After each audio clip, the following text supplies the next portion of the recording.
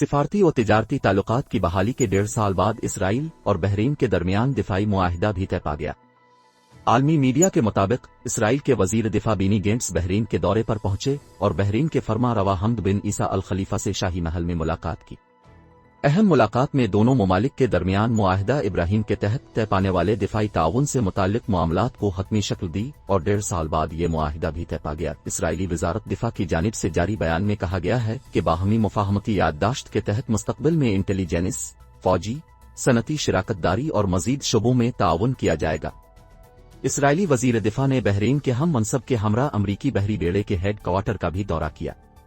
اسرائیلی وزیر دفاع کا کہنا تھا کہ بحرین کے ساتھ یہ معاہدہ اسرائیل کا خطے میں اپنے نئے اتحادیوں کے ساتھ اپنی نوعیت کا پہلا معاہدہ ہے۔ واضح رہے کہ چند دیگر عرب ممالک کی طرح بحرین نے بھی امریکی ثالثی میں اسرائیل کو تسلیم کرتے ہوئے سفارتی اور تجارتی تعلقات بحال کرنے کا اعلان کیا تھا۔